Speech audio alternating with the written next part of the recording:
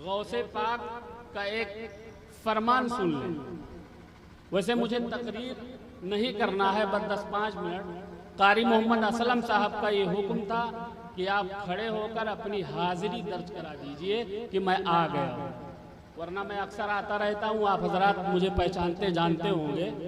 अभी फ़िलहाल मैं गोंडा था, लेकिन मैं दारुल उलूम बरकात मोहम्मदिया ओरई में पढ़ाता हूँ, आप जानते होंगे।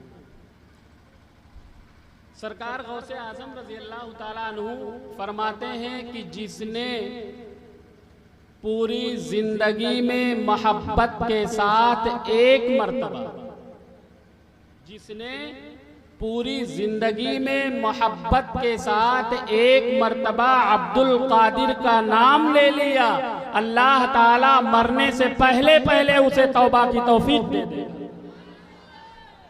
जिसने जिंदगी में एक मर्तबा मोहब्बत के साथ अब्दुल कादिर का नाम ले लिया, उसका हाल ये होता है कि मरने से पहले अल्लाह रब्बुल इज्जत उसे तौबा की तौफीक दे देता है। तो जो उनके नाम की महफिल मुनाकिद करे, दिन भर उनका नाम लेता रहे, उनसे अकीदत व मोहब्बत करे, उनके नक्शे कदम पर चले, तो इंशाअल्लाह उसकी दुनिया भी बन जाएगी और उसकी आखिरत भी संवर जाएगी। सुभान अल्लाह।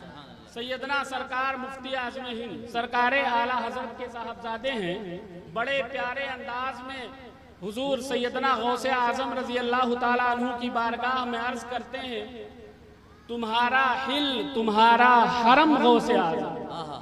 फरमाते हैं तुम्हारा हिल है तुम्हारा हरम गौसे आजम, तुम्हारा अरब है तुम्हारा अजम गौसे आजम, तुम्हारा अरब है तुम्हारा अजम गौसे आजम।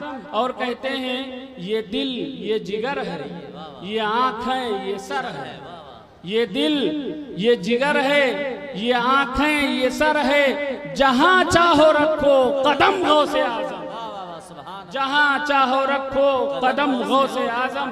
आइए हम तमामी हजरात मिलकर अपने और सारी कायनात के मरकज़ अक़ीदत हुजूर रहमतुल लिल आलमीन जनाब अहमद मुज्तबा मोहम्मद मुस्तफ़ा सल्लल्लाहु तआला अलैहि वसल्लम की बारगाह बेकस पनाह में दुरूद व सलाम का नजराने अक़ीदत पेश करें और पढ़िए बावाज़े बुलंद अल्लाहुम्मा सल्लि अला सय्यिदिना मौलाना मुहम्मदिन बारिक व सल्लिम सलातन व सलामन अलैका या रसूल अल्लाह सल्लल्लाहु तआला अलैहि वसल्लम।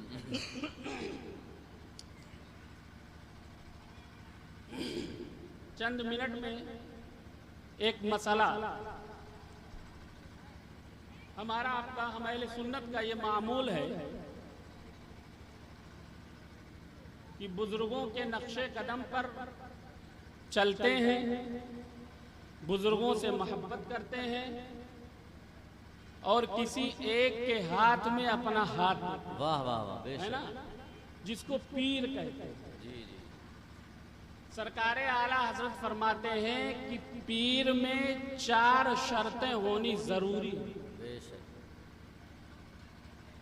मुआशरा माहौल इस वक्त का ये हो गया है कि हम रंगीनियां देखते हैं,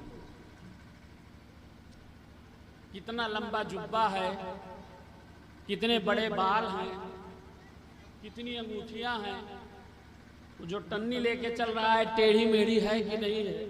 आदमी इससे मरूब होके उसकी रंगीनियों से उससे मोहब्बत करने लगेगा, उसको पीर बना लेगा। आला हज़रत फरमाते हैं कि एक पीर के अंदर 4 चीज़ों का होना ज़रूरी है। वो 4 चीज़ें क्या हैं?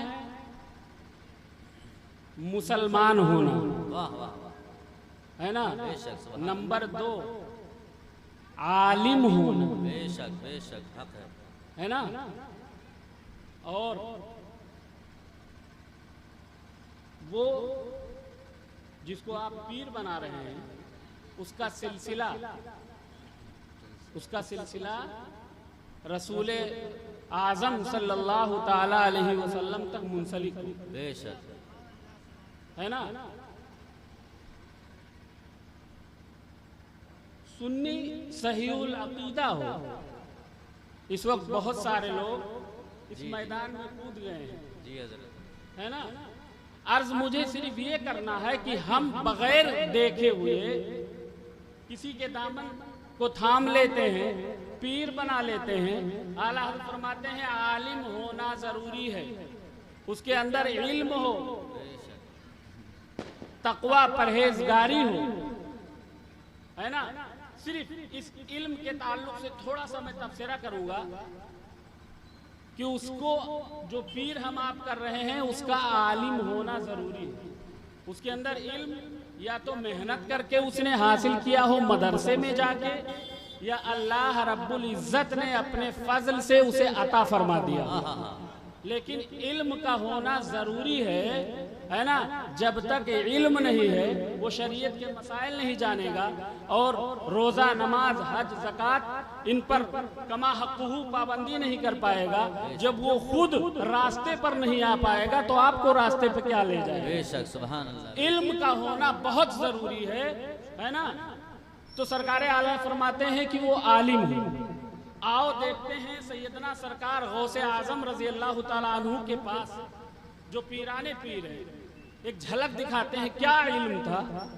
आपके दौर के एक बहुत बड़े आलिम दीन हैं अल्लामा इब्ने जौजी, सरकार गौसे पाक रजी अल्लाह ताला अन्हु के जमाने के। अल्लामा इब्ने जौजी इतने जबरदस्त आलिम मुफस्सिर थे कि कुरान शरीफ की एक आयत की 11 तफसीरें करते थे। एक आयत की 1-2 नहीं 11 तफसीरें। बहुत बड़े मुफस्सिर, मुहद्दिस, बहुत बड़े आलिम थे। जब सरकार गौसे आजम रजी अल्लाह ताला अन्हु का शोहरा बढ़ा और सरकार गौसे पाक के मजमे में 70,000 90,000 का मजमा रहने लगा। आपकी तकरीरों में 70,000 और 90,000 के मजमे में सरकार गौसे पाक रजी अल्लाह ताला अन्हु बगैर माइक के खिताब करते थे। लगे हाथों ये भी सुन लीजिए, बगैर माइक के खिताब करते थे। और जितनी आवाज से, जितनी जोर आगे बैठा हुआ आदमी सुनता था उतने ही जोर से जो सबसे पीछे बैठा रहता था वो भी सुन लेता था। ये गौसे पाक की करामत थी कि आगे वाला जितनी जोर से सुनता था उस 70,000 के मजमे में जो सबसे पीछे बैठा होता था वो भी उतने ही बुलंद आवाज से सुनता था।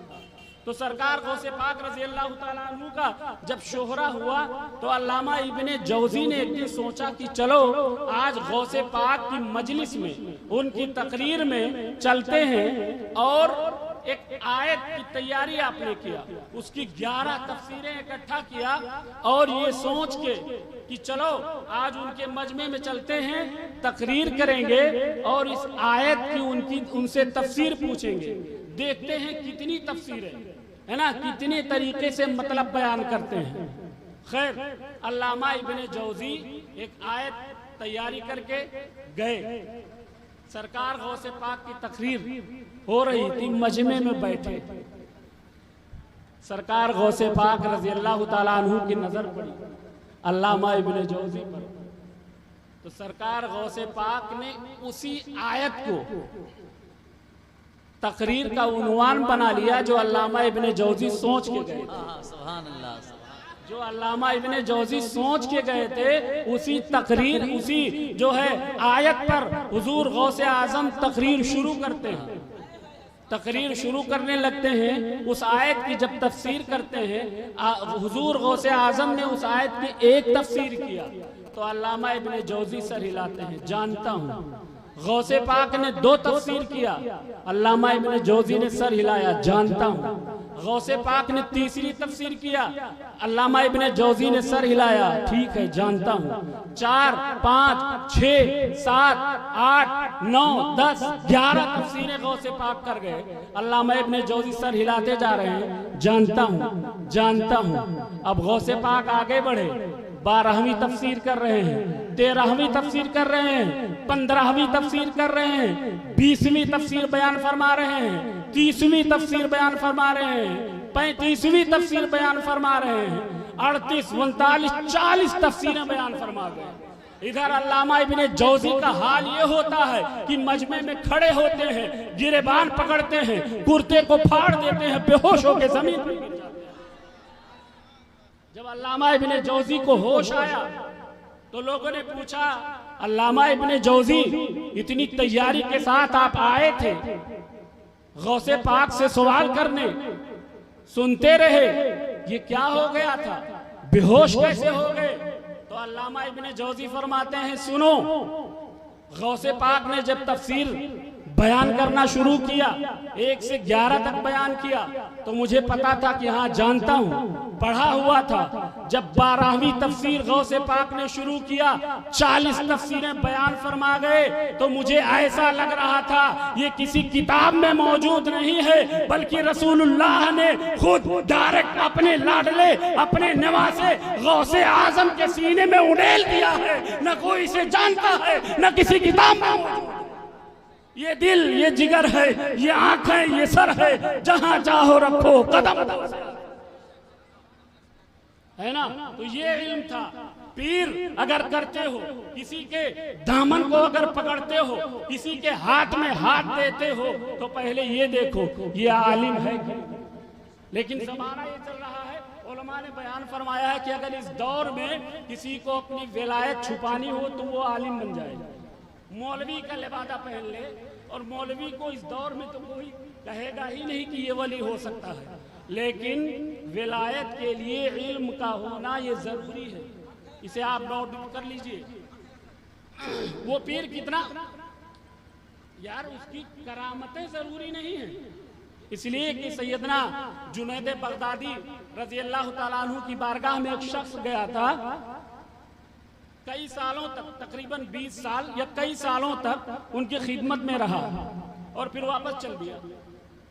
हजरत जुनैद बगदादी ने पूछा कि भाई क्यों आए थे, क्यों जा रहे हो, कोई मकसद भी नहीं बयान किया।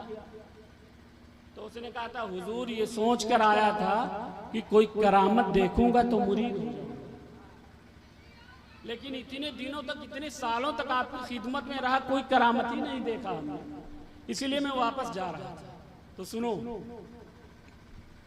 हजरत जुनैद बगदादी फरमाते हैं, ये बताओ कि इन 20 सालों में कभी तुमने देखा कि मेरी कोई नमाज कज़ा हुई हो? कहने लगा नहीं। आपने फरमाया, इन 20 सालों में तुमने कभी देखा कि मैंने कोई सुन्नत छोड़ा हो रसूलुल्लाह का? कह रहा है नहीं। फरमाते हैं, इन 20 सालों में तुमने कभी मुझे कोई खिलाफे औला काम करते हुए देखा है? कहने लगा नहीं। फरमाते हैं, इससे बड़ी करामत और क्या होगी कि एक मुसलमान सुन्नत रसूलुल्लाह पर अमल कर रहा है, वो फौरन बयात मुरीद हो जाता। मैं इल्म पे बात कर रहा था कि पीर अगर करो तो सबसे पहले ये देखो कि उसके अंदर इल्म है कि नहीं है, तकवा है कि नहीं है ना।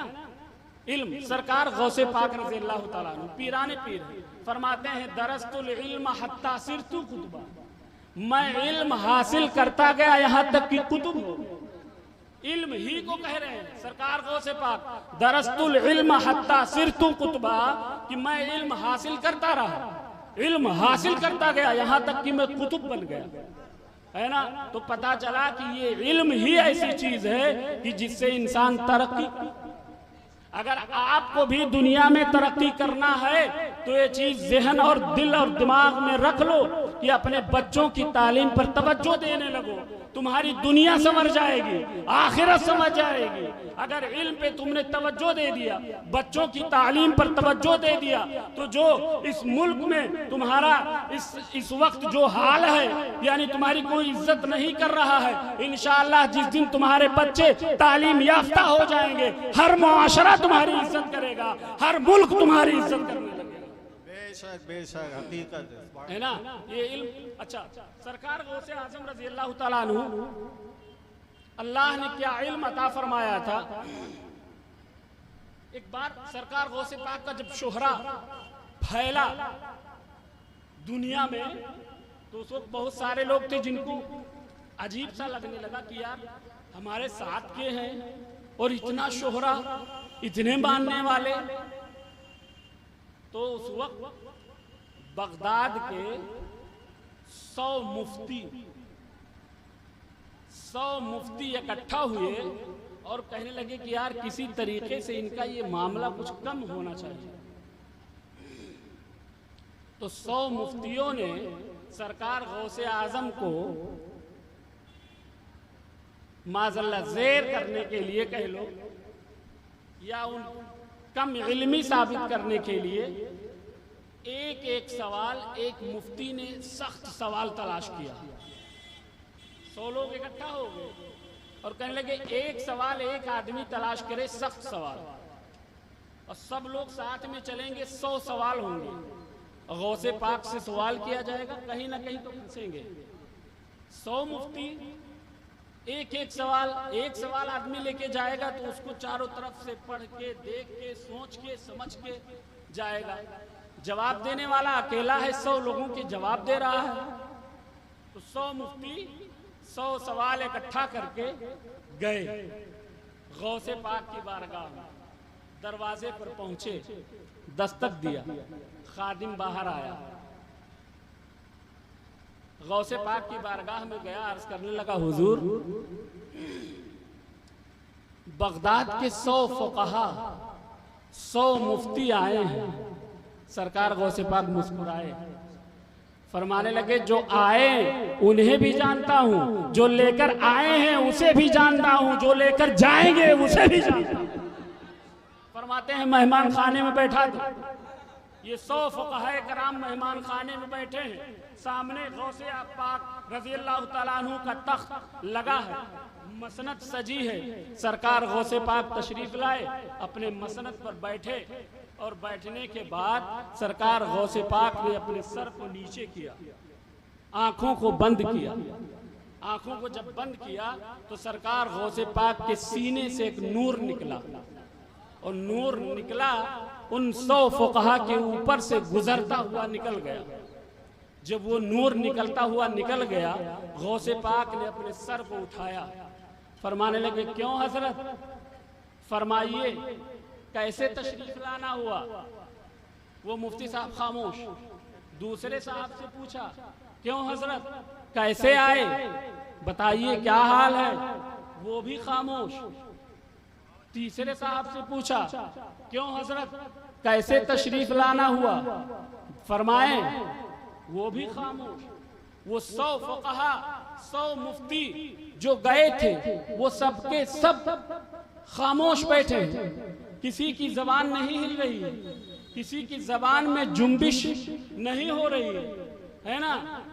मैं आपके जहन को थोड़ी देर के लिए उस तरफ ले चल रहा हूं कि जब मेरे आका सल्लल्लाहु ताला अलैहि वसल्लम मक्का शरीफ में जलवा अफरोज हुए थे, उस संगलाक सरजमीन पर जहां लोग अपने आप को जो है अरबियुन नस्ल कहते थे, लोग अपने आप को बड़े आकिलो बालिग आकिल कहते थे, जिन्होंने जो है अपनी अरबी दानी के सामने पूरी दुनिया को अजमी यानी गूंगा कह दिया था। जब मेरे आका सल्लल्लाहु ताला अलैहि वसल्लम ने उन फसीहो बलीग लोगों के दरमियान अपनी जबान खोली थी, लोगों के सामने जब रसूलुल्लाह ने कलाम किया था, तो सरकारे आला हजरत कहते हैं तेरे आगे यूं हैं दबे लचे फुसहा अरब के बड़े बड़े, कोई जाने मुंह में ज़बा नहीं, नहीं बल्कि जिस्म में जा नहीं। वहां नाना का आलम यह था कि मक्का की सरजमीन पर जब अपनी जबान खोली थी तो फुसहाए अरब परेशान हो रहे थे, फुसहाए अरब की जबानें गुंग हो गई थी। यहाँ निवासा बगदाद की सरजमीन पर जब अपनी जबान खोलता है तो फुक़हाए बगदाद की जबानें गुंग हो जाती है, फुक़हाए बगदाद परेशान हो जाते हैं। मैं कुछ रद्दो बदल के साथ कहना चाहता हूँ, या गौसे आजम तेरे आगे यूं है दबे लचे फुक़हा बगदाद के बड़े बड़े, कोई जाने मुंह में ज़बा नहीं, नहीं बल्कि जिस्म में जा नहीं। सारे फुक़हा जो सो गए थे ज़बानें बंद किए हुए, सर को झुकाए हुए बैठे हैं। गौसे पाक फरमा रहे हैं क्यों मुफ्ती साहब बताइए क्यों आए थे, कैसे आना हुआ, क्या जरूरत थी, सारी जबानें बंद हैं। अब गौसे पाक उठे हैं, एक साहब को बुलाया है, सीने से लगाया है, सीने से लगा के फरमाते हैं बहुत काबिल बनते थे, तुम्हारा सवाल ये था, उसका जवाब ये है। सवाल भी बता रहे हैं, जवाब भी बता रहे हैं। बैठ गए। दूसरी साहब को उठाया है, सीने से लगाया है, फरमाते हैं बड़े होशियार बनते थे, तुम्हारा सवाल ये था, उसका जवाब ये है। 100 फुक़हा को सीने से लगाते गए और बताते गए, तुम्हारा सवाल ये था, उसका जवाब ये है, तुम्हारा सवाल ये था, उसका जवाब ये है। इन फुक़हा से जब पूछा गया कि जब तुम तैयारी के साथ गए थे गौसे पाक से सवाल करने, तो तुम्हारी ज़बानें क्यों नहीं खुल रही थी, तुम बोल क्यों नहीं रहे थे? तो ये फुक़हा कहते हैं कि जब गौसे पाक के सीने से वो नूर निकल के हमारे ऊपर से जब गुजरा, तो ऐसा लगा कि हमें कुछ पता ही नहीं है, हम कुछ जानते ही नहीं है, हम सारा जो कुछ पढ़े लिखे थे वो नसीयम मनसिया हो गया। जो सवाल सोच के गए थे वो भी भूल गए, जो पढ़ के गए थे वो भी भूल गए। लेकिन गौसे पाक ने जब अपने सीने से लगाया तो ठंडक महसूस हुई, और ऐसी ठंडक महसूस हुई कि सवाल भी याद आ गया, जवाब भी याद आ गया, जो पढ़े थे वो भी याद आ गया, जो नहीं पढ़े थे गौसे पाक ने अपने सीने से लगा के वो सब हमारे सीने में डाला। सुभान अल्लाह सुभान अल्लाह। बहुत ये दिल, ये जिगर है, ये आंखें, ये सर है, जहां चाहो रखो कदम गौसे। ये सरकार गौसे आजम रजी अल्लाह ताला अन्हु है ना, कि अल्लाह ने ये इल्म अता फरमाया था। ये पीराने पीर है, पीरों के पीर है ना। तो बस पैगाम यही था कि अगर किसी के दामन से वाबस्ता होते हो तो सबसे पहले ये देखो कि इसके अंदर इल्म है कि नहीं। अगर बेइल्म है तो खुद भी सही रास्ते पे नहीं चल सकता और ना आपको लेकर चल पाएगा, है ना। तो जरूरी है आपके लिए कि जब किसी के हाथ में हाथ दो तो पहले उसे जांचो, उसे देखो। अगर उसके अंदर इल्म है, तकवा है, तो उसके हाथ में हाथ दे दो। और अगर ये चीजें नहीं है, ये जादू मंत्र और ये ढकोसले, ये न देखो, है ना। असली चीज देखो, इल्म और तकवा, परहेजगारी। नमाज ना पढ़ता हो कैसे पीर बनेगा? नमाज ना पढ़ता हो, तो खुद नमाज ना पढ़ता हो तो तुम्हारा पीर बन जाएगा? न तुम्हें कोई फैज़ पहुंचेगा ना उसे। बहरहाल ये जरूरी है, गौसे पाक रज़ी अल्लाह ताला अन्हु से मंसूब महफिल में आए हो, है ना, तो ये पैगाम लेके जाओ कि इंशाअल्लाह अब हम जब भी इस टाइप का देखेंगे तो सबसे पहले ये देखेंगे कि इसके अंदर इल्म है कि नहीं है, परहेजगारी है कि नहीं, है ना। अगर ये देखकर उसके हाथ में हाथ देते हो तो इंशाअल्लाह दुनिया में भी उसका फायदा पाओगे और आखिरत में भी इंशाअल्लाह फायदा पाओगे। दुआ है कि अल्लाह तबारक व तआला हम तमामी हजरात को सरकार गौसे पाक के फैजान से माला माल फरमाए। जिन हजरात ने मसलन ये क्या निहारिया सोसाइटी, अंजुमन गुलामान ताजुशरिया ने और दीगर मुसलमानाने कोच ने इस महफिल को सजाया है, अल्लाह ताला इनके मेहनतों मशक्क़त को कबूल फरमाए और गौसे पाक के फैज़ान से माला माल फरमाए। व आखिर दावाना अनिल हम्दुलिल्लाहि रब्बिल आलमीन। अस्सलामु अलैकुम।